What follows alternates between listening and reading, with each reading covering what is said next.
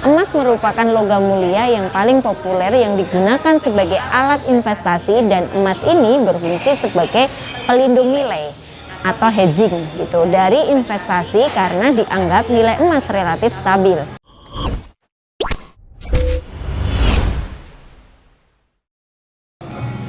Halo teman-teman, kembali lagi di video saya Ati Sri Purwantiningsih yang akan membagikan konten-konten tentang literasi keuangan kepada teman-teman semua.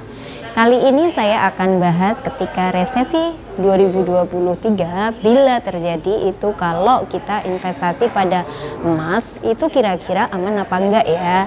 Nah, di sini teman-teman sudahkah menerapkan investasi dalam keuangan teman-teman? Dalam dunia investasi tentu kita sudah sangat sering mendengar kalimat jangan meletakkan telur-telur pada satu keranjang yang sama. Artinya adalah apabila terjadi sesuatu hal yang buruk, maka portofolio kita pasti akan ambruk semua.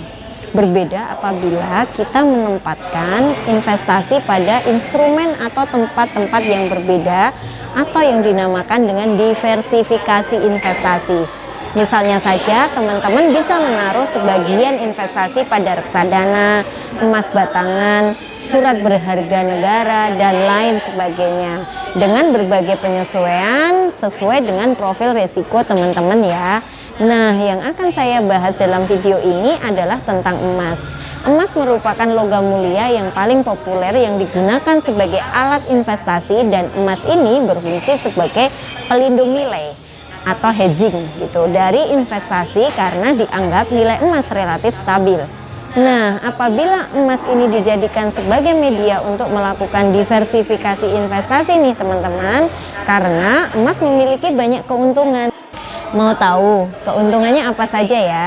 Nah, yang pertama, emas sebagai pelindung dari inflasi. Wah, relate banget ya teman-teman dengan keadaan sekarang ini, sebagai bahan edukasi dan antisipasi apabila memang terjadi resesi di tahun 2023 nantinya. Waktu telah membuktikan bahwa emas satu-satunya komoditas yang dapat mempertahankan nilai dalam jangka panjang dan mampu menaklukkan inflasi. Dengan nilai yang meningkat seiring dengan biaya hidup, seringkali emas mencapai nilai tertingginya selama periode inflasi tinggi. Saat terjadi kenaikan inflasi, nilai uang itu sendiri menjadi rendah.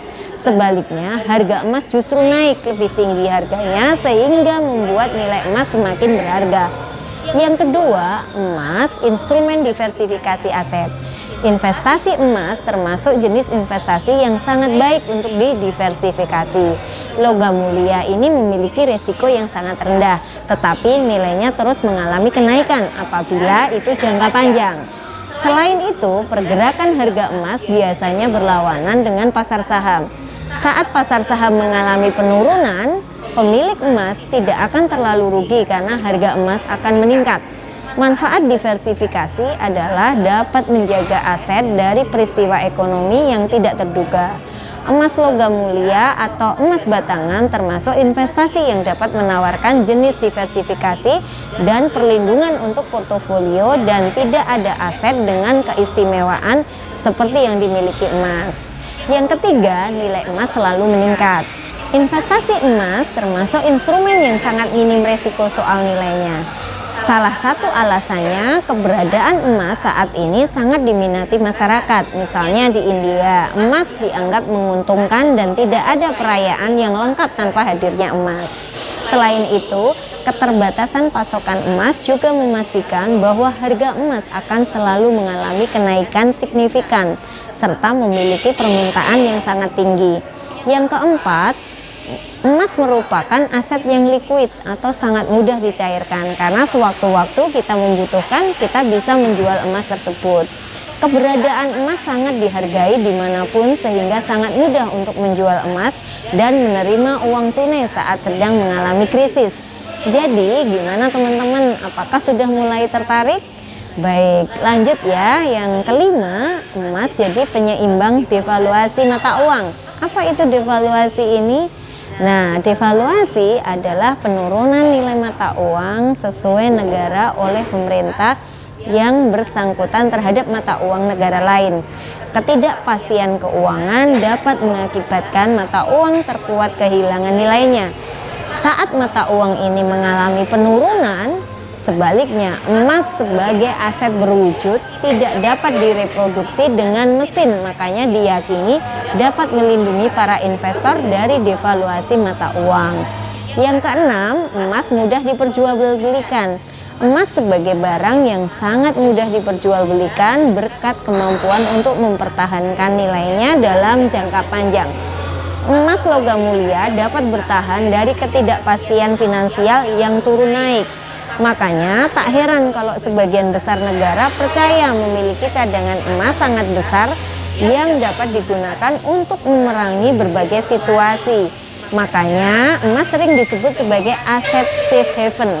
Aset aman artinya. Yang ketujuh, emas mudah dimiliki. Sekarang ini sudah sangat banyak sekali platform yang menawarkan investasi emas ini. Jadi teman-teman tidak perlu khawatir ya. Yang kedelapan, emas bisa menjadi dana darurat. Emas termasuk investasi jangka panjang karena keuntungan tidak bisa kita dapatkan dengan cepat. Nah, investasi emas memang sangat menjanjikan. Dan pada kondisi ekonomi yang stabil, harga emas cenderung stabil.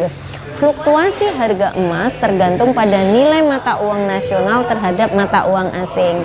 Walaupun kenaikan harga emas bisa terjadi beberapa tahun sekali, logam mulia emas memiliki harga yang cenderung naik daripada turun.